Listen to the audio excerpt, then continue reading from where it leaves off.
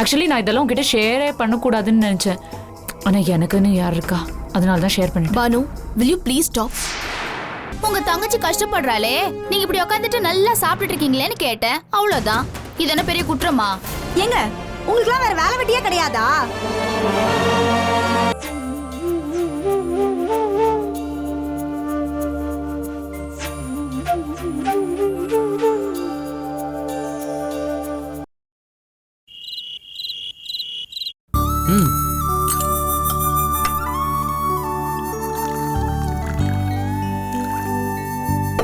ஏங்க போன் ஏதோ வருது, நான் பேசிட்டு வந்துடுறேன், நீங்க சாப்பிடுங்க.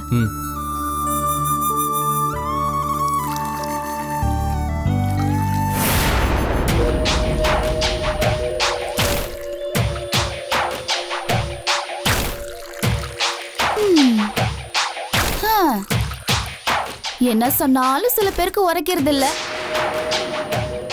யாரு எவ்வளவு பேசினாலும் அவங்க வேலையில மட்டும் தெளிவா இருக்காங்க. சொந்த தங்கச்சிக்கு 1008 பிரச்சனை இருக்கு. இங்க பாத்தீங்களா, சொகுசா உட்காந்து தின்னுட்டு இருக்காரு. ஐயோ ஆனந்தி, தாயும் பிள்ளையுமா இருந்தாலும் வாயும் வயிறும் வேறன்னு சொல்லுவாங்க. அவர் தங்கச்சி ஜெயில இருந்தா என்ன, களி தின்னாதா என்ன? நாம மாமியார் வீட்டுல நல்ல சொகுசா சாப்பிடுறோம்ல, அது போதாதா? யார் எக்கேடு கேட்டா நமக்கு என்னன்னு தானே இருக்காங்க சில பேரு. அட விடுங்கக்கா, எல்லாம் பொண்டாட்டி ஓதுற வேதம் தான்.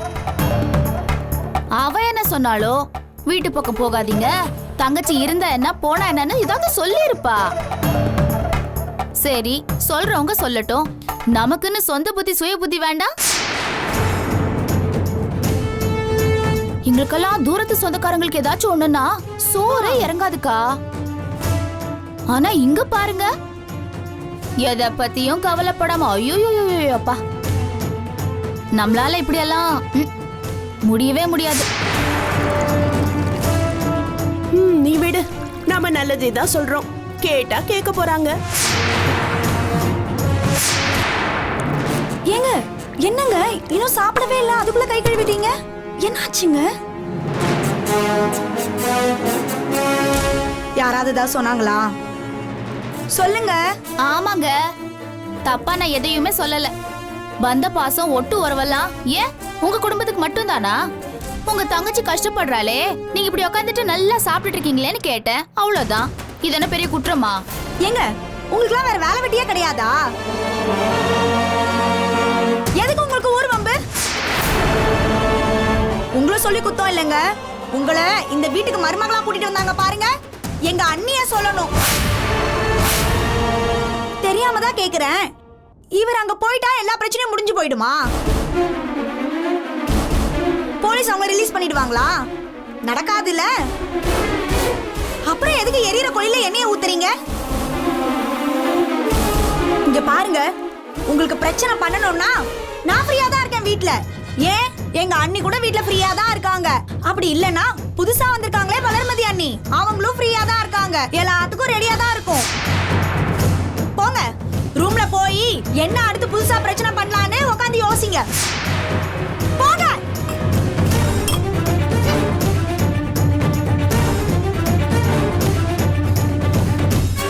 எங்க போறீங்க? உட்கார்ந்து சாப்பிடுங்க. இல்லங்க, இங்க பாருங்க, அவங்க பேசினதையெல்லாம் நீங்க மனசுல வச்சுக்காதீங்க. அவங்க எப்பவுமே அப்படிதான். பிரச்சனைய சாப்பாட்டுல காமிக்க கூடாது. உட்காருங்க. இல்லைங்க, நான் சொன்ன கேப்பீங்கல்ல? இல்லைங்க, அவங்க சொல்றாங்கன்னு இல்லைங்க. எனக்கு கொஞ்சம் மனசு சரியில்லை. பானு மேல நிறைய கோவம் இருந்தாலும்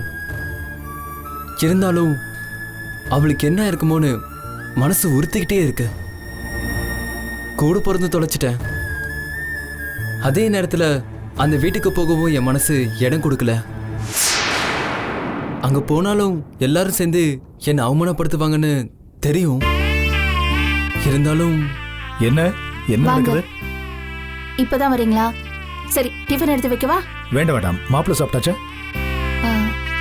இல்ல, பானு விஷயத்தை நினைச்சுதான் அவர் கொஞ்சம் கஷ்டப்படுறாரு போல.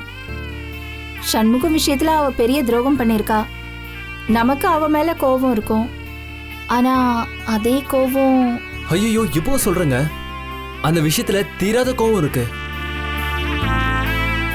ஆனா அவளை அரெஸ்ட் பண்ணிட்டாங்கன்னு கேள்விப்பட்டது தான் தாங்க முடியல.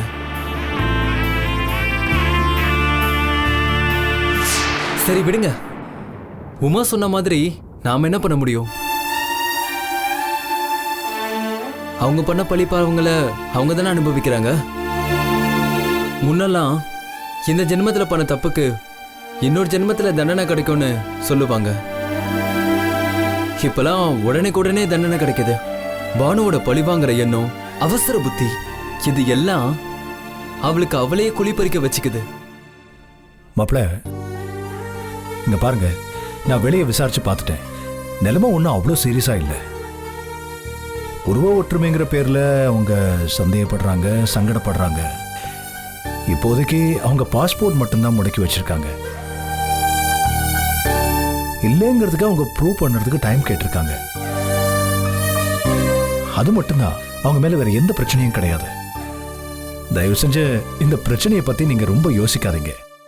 வேணா ஒரு வாட்டி வீட்டுக்கு போய் உங்களை பார்த்துட்டு வந்தீங்கன்னா கொஞ்சம் ஆறுதலா இருக்கும்ல. ரொம்ப தேங்க்ஸ் மாமா. உங்க விஷயத்தையும் மீறி எனக்காக இவ்வளவு விசாரிச்சுட்டு வந்திருக்கீங்களே, அதுவே எனக்கு போதுங்க. நீங்க ரொம்ப மனசு நிம்மதியா இருக்கு. நான் கொஞ்சம் யோசிக்கிறேன். தேவைப்பட்டா வீட்டுக்கு போய்க்கலாம். என்ன உமா சொல்ற? சரி, அப்புறம் பாத்துக்கலாம். அவர் சாப்பிடவே இல்ல. 2 பேரும் உட்காருங்க. என்ன நீங்க நான் டிஃபன் எடுத்து வைக்கிறேன். முதல்ல உட்காருங்க. உட்காருங்க மாப்பிள்ள. இந்தா, இதை எடுத்துட்டு போய் உமா கொடுங்க அண்ணி. தட்டை அங்க இருக்கு. இதுதான் இங்க இருக்கு. கொடுங்க.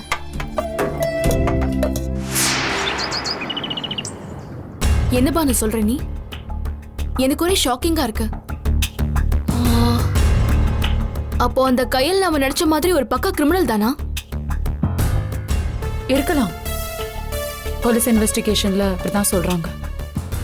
ஆனா இதெல்லாம் விட ரொம்ப பெரிய ஷாக்கிங்கான விஷயம் என்ன தெரியுமா ஆஷிகா? நான் அந்த சண்முகம் மேல கம்ப்ளைண்ட் கொடுத்து அந்த ஆளை அரெஸ்ட் பண்ணதான் கோர்ட்டுக்கு போலீஸ் வருதுன்னு நினைச்சா கடைசியில என்ன போய் I was so ashamed. So, இப்போ என்னதான் சொல்றாங்க? இன்னும் ஃபர்தரா இன்வெஸ்டிகேட் பண்ணுவாங்களாம். அதுக்கப்புறம் தான் தெரிய வரும்னு சொல்றாங்க. அது எப்படி பானு? அவங்க எப்படி உன்னை விசாரணை பண்ணலாம்? அவங்க கிட்ட என்ன எவிடன்ஸ் இருக்கு? அவங்க எப்படி எஸ்பி ஆபீஸ்க்கு உன்னை கூட்டிட்டு போலாம்? யாராவது உன் மேல கம்ப்ளைண்ட் கொடுத்துருக்காங்களா? யாரும் என் மேல கம்ப்ளைண்ட்லாம் கொடுக்கல ஆஷிகா. ஆனா என்னோட ரெக்கார்ட்ஸ் எல்லாம் பக்காவா அவங்க கிட்ட இருக்கு. அதுல இருந்து தான் என்னை பத்தின எல்லா இன்ஃபர்மேஷனையும் கேதர் பண்ணிருக்காங்க. நான் அனுப்புற மெயில்ல இருந்து நான் பண்ற மொபைல் கால்ஸ் வரைக்கும் எல்லாத்தையும் ட்ராக் பண்ணிருக்காங்க. இவ்ளோ ஏன் நம்ம பேசுறது கூட அவங்களுக்கு தெரியுமா இருக்கும். நான் ரொம்ப பெரிய சிக்கல்ல இருக்கேன் ஆஷிகா. அது மட்டும் எனக்கு ரொம்ப கிளியரா புரியுது. தப்பு பண்ணிட்டேன் ஆஷிகா. போன தடவை போட்டோஸ் காட்டும் போது அந்த கேரக்டர் யாரு என்ன ஏதுன்னு நம்ம விசாரிச்சிருந்திருக்கணும். மிஸ் பண்ணிட்டோம். அதனால தான் நான் இவ்வளோ பெரிய பிரச்சனையில இருக்கேன். நீ சொல்றது கரெக்ட் தான் பானு. நான் கூட அதெல்லாம் தேவையில்லை, வேண்டாத வேலை அப்படின்னு நினைச்சிட்டு இருந்தேன். ஆனா இன்னைக்கு நீ இவ்ளோ பெரிய ஆபத்துல மாட்டிட்டு இருக்க. இப்ப என்ன பண்றதுன்னு தான் தெரியல. அந்த கையல் வந்து நம்ம கிட்ட கேட்கும் போதாவது நம்ம ரொம்ப ஸ்ட்ராங்கா அந்த கேரக்டர் யாரு என்னன்னு விசாரிச்சிருக்கணும் ஆஷிகா. ஒரு விஷயம் என்னால உணர முடியுது. அந்த கையல் எஸ்பி ஆஃபீஸ்ல பார்த்த அந்த ஆளு, அப்புறம் கோர்ட்ல சண்முகம் சைட்ல இருந்து காட்டின போட்டோஸ், அப்புறம் அன்னைக்கு கையல் காட்டின போட்டோஸ், இது எல்லாத்துலயும் இருக்கிறது என்ன மாதிரியே என் உருவம் கொண்ட இன்னொரு ஆள். அப்ப அந்த பொண்ணு எங்க? இவ்ளோ விசாரிச்ச போலீஸ் அந்த பொண்ணு யாரு, அவ எங்க இருக்கா, அவ சொந்தக்காரங்க யார் யாரு, அவ ஃப்ரெண்ட் சர்க்கிள் என்ன, இதெல்லாம் கேட்கவே மாட்டாங்களா? எதுக்கு ஒன்ன மட்டும் பாயிண்ட் பண்ணணும்? அங்கதான் ஆஷிகா ஒரு ட்விஸ்ட். என்ன மாதிரியே இருக்கிற அந்த இன்னொரு கேரக்டர் கொஞ்ச நாள தலைமறைவா இருக்கு போல, அப்படிதான் விசாரணையில சொல்றாங்க. அதுக்கப்புறம் அவங்கள யாரும் பார்க்கல. இந்த டைம் கேப்ல கையல் வந்து என்ன பார்த்ததுனால அவங்கள மாதிரியே நானும் இருக்கிறதுனால இவங்க என்ன ஃபாலோ பண்ணி என்ன ட்ராக் பண்ண ஆரம்பிச்சிருக்காங்க.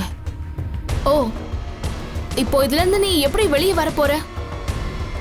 I don't have a choice Ashika. எப்படியாவது என்ன மாதிரியே இருக்கிற அந்த இன்னொரு கேரக்டரை தேடி கண்டுபிடிச்சு இவங்க முன்னாடி கொண்டு வந்து நிறுத்தணும். இப்போ நீ அவ இல்லன்னு கோர்ட் நம்பணுமே. கோர்ட் மட்டும் இல்ல, போலீஸும் நம்பணும். என்னை சுத்தி இருக்கிற அந்த டம்ப் இடியட்ஸ் நம்பணும். அன்னைக்கு அப்ப யாருன்னு தெரியல, வயசான ஆளு அது எஸ்பி ஆபீஸ்ல வச்சு என்ன பார்த்து அம்மா தாய் ஏங்குறான். ஐயோ நான்சென்ஸா இருக்கு, தலை வலிக்குது. பானு ஒரு ஐடியா சொல்லு. உன்ன அவன் நினைச்சுதானே அவங்க 2 பேரும் உன்கிட்ட பேசினாங்க. அவங்க கிட்ட கேட்டா அவ யாரு, அவ எந்த ஊரு, அவ பேக்ரவுண்ட் என்ன, இதெல்லாம் நம்ம தெரிஞ்சுக்கலாம். அதுக்கப்புறம் அவளை ஈஸியா கொண்டு வந்து நிப்பாட்டலாம்ல. Yeah, this seems to be a good idea, but எங்க போறது அவங்கள தேடி நாம? அதுக்கு எதுக்கு நம்ம அவங்கள தேடி போனோம்? அவங்கள பத்தின ரெக்கார்ட்ஸ் எல்லாமே ஸ்டேஷன்ல இருக்கு. அன்னைக்கு உன்னை விசாரிக்கிறதுக்கு முன்னாடி அவங்களையும் தானே விசாரிச்சிருக்காங்க. அவங்க ஸ்டேஷன் கண்ட்ரோல்ல தானே இருப்பாங்க. அப்ப அங்க போய் கேட்டா தெரிஞ்சிரும். ஓகே, அப்ப நான் இப்பவே போய் என்ன ஏதுன்னு கேட்டுட்டு வந்துடுறேன். ஓகேவா? ஏய், நீ தனியாவா போற? நானும் வரேன். இல்ல ஆஷிகா, அன்னைக்கு நீ சொன்னல கையிலால ஜெயிலுக்கு போயிடுவோமோன்னு பயமா இருக்குன்னு. அப்ப நீ விளையாட்டுக்கு தான் சொன்ன. ஆனா இன்னைக்கு நிஜமாவே நான் அந்த நிலைமையில தான் இருக்கேன். என்னால உனக்கும் எந்த கஷ்டமும் வேண்டாம். ஆக்சுவலி நான் இதெல்லாம் உங்ககிட்ட ஷேரே பண்ணக்கூடாதுன்னு நினைச்சேன். ஆனா எனக்குன்னு யார் இருக்கா, அதனால தான் ஷேர் பண்ணிட்டேன். Banu, will you please stop? கஷ்டத்துல உதவி பண்றதுக்கு பேர் தான் உண்மையான ஃப்ரெண்ட்ஷிப். வெறும் கூத்தடிக்கிறதுக்கு மட்டும் ஃப்ரெண்ட்ஷிப் கிடையாது. ஓகேவா? எனக்கு என்ன பிரச்சனை வந்தாலும் பரவாயில்ல, பாத்துடலாம். வா. கிளம்பு.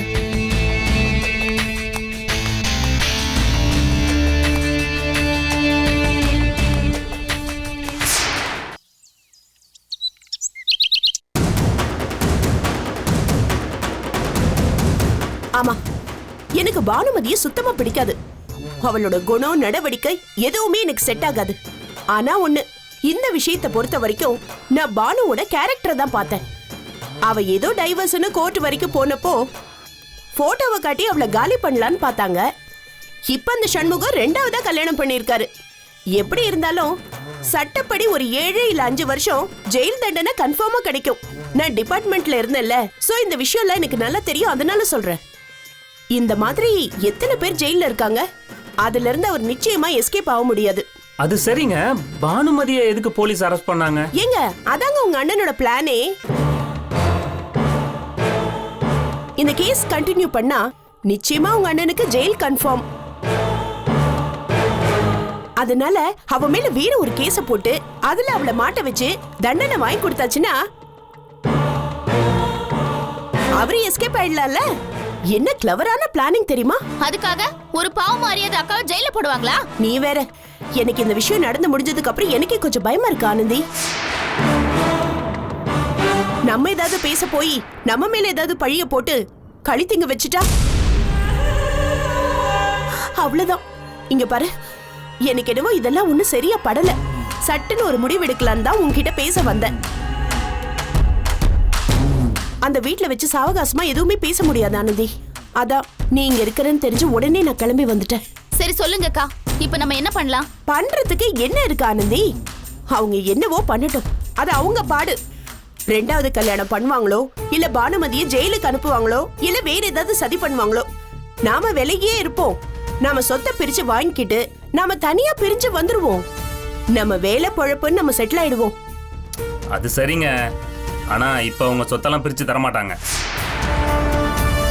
எப்ப கொடுக்கணும்னு நினைக்கிறாங்களோ அப்பதான் தர முடியும். இப்ப கேட்டா அவங்க என்ன கொடுக்கவா போறாங்க? நீ சொல்றதும் கரெக்ட் தான் சரவணா. அது இதை சொல்லி 10-15 வருஷம் பிரிக்காம இருந்தா நாம என்ன பண்ண முடியும்? அதோட சமூக அண்ணன் முன்ன மாதிரி இல்ல. குடும்பத்துல அடிதடி சண்டைன்னு வீட்டை 2 பண்ணிக்கிட்டு இருக்காரு. சொத்து விஷயத்துல ட்ரஸ்ட் ஆரம்பிக்கணும்னு ரொம்ப பிடிவாதமா இருக்காரு. அப்படிலாம் இருந்தாலும் வச்சுக்கோ, நமக்கு ஒண்ணுமே கிடைக்காது. இங்க பாரு ஆனந்தி, நீயும் எத்தனை நாளைக்கு தான் இந்த வீடு அந்த வீடு மாறி மாறி அலைஞ்சிட்டு இருப்ப? பேசாம சொத்தை பிரிச்சு மொத்தமா வந்துடலாம். அதோட சண்முக கல்யாணம் முடிஞ்ச உடனே சொத்தை பிரிச்சிடலான்னு சொன்னாங்க. இப்ப முடிஞ்சிடுச்சு. இன்னும் அவங்க லேட் பண்ணிட்டு இருக்கிறதுல நியாயமே கிடையாது ஆனந்தி. இந்த நிமிஷம் நாமளும் சரிக்கு சரின்னு விட்டு கொடுத்து போறதை விட சட்டுன்னு ஒரு முடிவுக்கு வந்தா சரியா இருக்கும்னு என் மனசுக்கு தோணுது ஆனந்தி.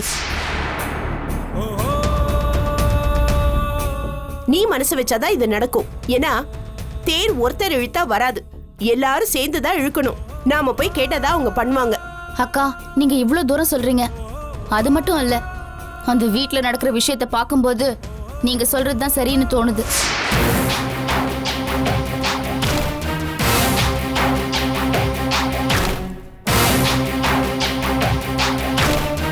என்னங்க ஒரு நிமிஷம் வாங்க.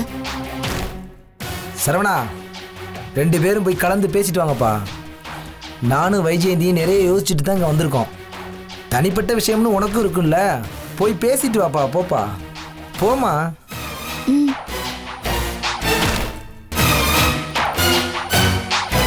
வாங்க இங்க பாருங்க, நான் சொல்றத கொஞ்சம் யோசிங்க.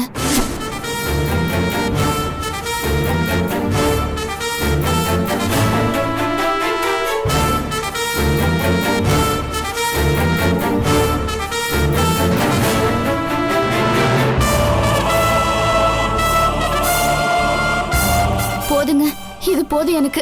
வாங்க வாங்க. போ.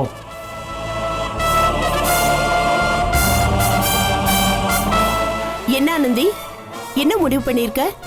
சரிக்கா, இதுல யோசிக்க ஒண்ணுமே இல்ல. நம்ம போய் சொத்தை பிரிக்க சொல்லி பேசுவோம். மத்தபடி இது இழுத்துட்டே போயிட்டு இருந்தா நல்லா இருக்காது. இவரும் இதுக்கெல்லாம் சரின்னு சொல்லிட்டாரு. ஆமா ராஜேந்திரா, நானும் யோசிச்சு பார்த்தேன். நம்ம பங்கை வாங்கிட்டு நம்ம ஒதுங்கிடலாமே. அதுக்கப்புறம் தேவையில்லாத சண்டை சச்சரவு எதுவும் வராதுல்ல. ஆமா சரவணா, எல்லாத்துக்கும் ஒரு முடிவு கட்டிடுவோம். அக்கா, இந்த விஷயத்துல மேற்கொண்டு ஆக வேண்டியதை பாருங்க. இனிமே நம்ம 4 பேரும் ஒன்னா உட்கார்ந்து பொறுமையா பேசி வக்கீல், ஆடிட்டர் எல்லாரையும் வச்சு உயிர்ல இருக்கிற மாதிரி சொத்தை பிரிக்க சொல்ல வேண்டியதுதான்.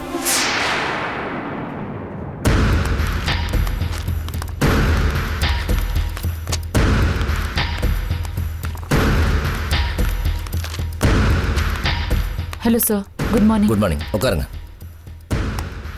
என்னம்மா, என்ன விஷயமா வந்திருக்கீங்க? ஏதாவது ஃபோன் கின் வந்ததா? இல்லை சார், ஃபோன் எல்லாம் வரல. உங்ககிட்ட சில விஷயங்கள் கேட்கணும், அதான் பேசிட்டு போலான்னு வந்தேன். சொல்லுங்க.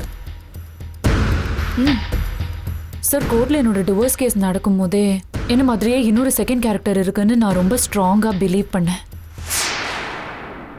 ஆனா அப்போ இந்த மாதிரி என்னால இன்ஃபர்மேஷன்ஸ் எல்லாம் கலெக்ட் பண்ண முடியல.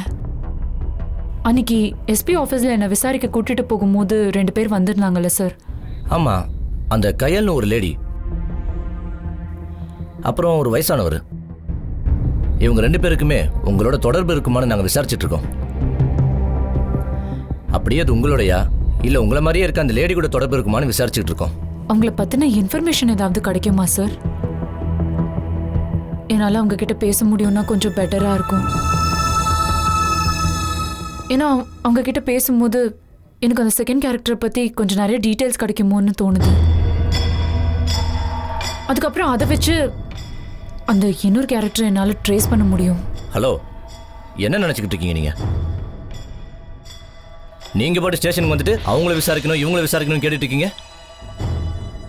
ஏற்கனவே போலீஸ் டிபார்ட்மெண்ட்டோட சந்தேக வேலையில் இருக்கீங்க. அவங்க 2 பேருமே முக்கிய குற்றவாளியோட தொடர்பில் இருக்கவங்க. நீங்கள் அவங்க கூட பேசுகிறேன் தெரிஞ்சுக்கிறேன்னு இறங்கினா அது உங்களுக்கு தான் பெரிய ஆபத்தாக முடியும். இன்னும் சொல்லப்போனால் நீங்கள் பானுமதியே இல்லை, நாங்கள் தேடுற அந்த நபரான ஊர்ஜிதம் பண்ண எங்களுக்கு ரொம்ப ஈஸியாகிடும். இந்த நிமிஷம் இந்த நொடி எங்கள் டிபார்ட்மெண்ட் ஃபுல்லாக உங்களை முழுக்க முழுக்க கண்காணிச்சிட்டு இருக்காங்க. உங்கள் தப்பான அப்ரோச் ஒவ்வொன்றும் உங்கள் மேலே சந்தேகத்தை அதிகப்படுத்தும். சார், என்னோட அப்ரோச் வேணா தப்பாக இருக்கலாம் சார், ஆனால் டெஃபினெட்லி என்னோட இன்டென்ஷன் தப்பு இல்லை சார். சார், எனக்கு மைண்டில் இதே நினைப்பு தான் ஓடிட்டு இருக்கு. என்ன மாதிரியே இருக்கிற இன்னொரு ஆள் பண்ண தப்புக்காக நான் கஷ்டப்படணுமா சொல்லுங்க சார்? வீட்ல அப்பா அம்மா எல்லாரும் அவ்வளவு பிரேக் ஆயிருக்காங்க. இதனால என்னோட கரியரே ஸ்பாயில் ஆயிடுச்சு சார். சார், என்னோட சிச்சுவேஷன் உங்களுக்கு புரியும்னு நினைக்கிறேன். I feel so lost. Okay, I understand. ஆனால் சட்டத்துக்கு சாட்சிகள் மட்டும்தான் முக்கியம். பேசாமல் நீங்கள் இந்த கேஸுக்கு ஒரு நல்ல லாயராக ஹையர் பண்ணலாமே. இது விஷயமா கொஞ்சம் அனலைஸும் பண்ணுங்க. நாங்களும் கம்ப்ளீட்டாக கிரவுண்ட் ஒர்க் பண்ணுறோம். கூடிய சீக்கிரம் யார் உண்மையாக சொல்கிறாங்கன்னு எங்களுக்கு தெரிஞ்சிடும். Let's see. Thank you, sir. Okay. Thank you.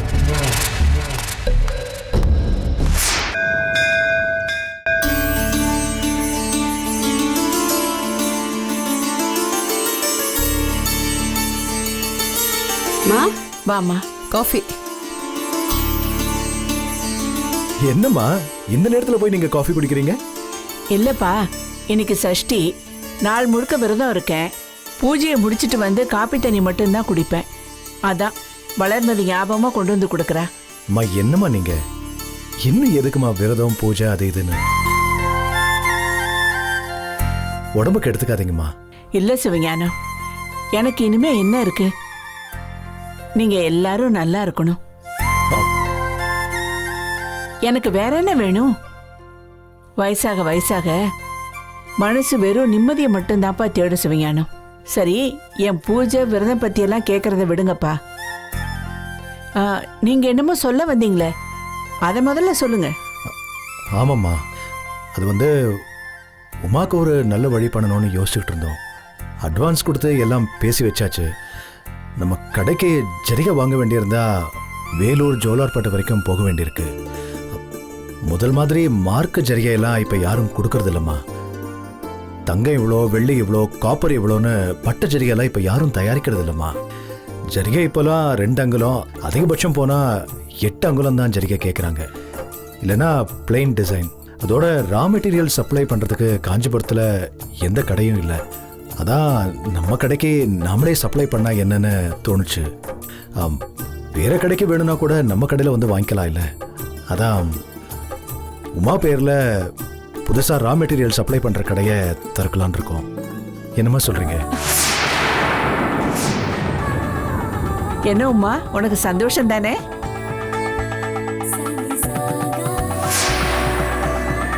ஏன்பா சிவஞானம், அது ஏன் உமா பேர்ல மட்டும் ஒரு தனி கடையா வைக்கணும்? நம்ம கைராசி கடையாவே வச்சு கொடுத்துடலாமே. அது இல்லைம்மா, மாப்பிள்ளைக்கு நம்ம கடையை கொடுக்கறதா தான் பேசணும். அவர் தான் வேண்டான்னு தீர்க்கமா சொல்லிட்டாரு. இப்போ இந்த பில்டிங் கூட நாங்க வாங்கலான்னு பேசணும். சொந்தமா ஒரு கடையை கொடுத்துட்டா அவர் என்னமோ நாம அவருக்கு நிறைய செஞ்சிட்ட மாதிரி நினைக்கிறாரு. கொஞ்சம் பொறுப்பா கொடுங்க. நான் வாடகை பில்டிங்ல தொழில் பண்ணும்போது கூடுதல் அக்கறையோட இருப்பேன்னு சொன்னாரு. அவர் சொல் பேச்சு மீறி பேச வேண்டான்னு நாங்களும் அப்படியே விட்டுட்டோம். இல்லம்மா, நீங்களும் எத்தனை நாளைக்குமா நாங்களும் உங்களை துடுக்கு போட சொல்றது? கொஞ்சம் நீச்சல் அடிச்சு நாங்களே மேலே வர கத்துக்கிறோமா. ஆரம்பத்துல கொஞ்சம் கஷ்டமா தான் இருக்கும். வளர்ந்துட்டா உங்களுக்கு சந்தோஷம் தானே? சின்ன விததாமா, கூடிய சீக்கிரம் பெரிய ஆலமரமா ஆகும். எங்களுக்கு நம்பிக்கை இருக்குமா?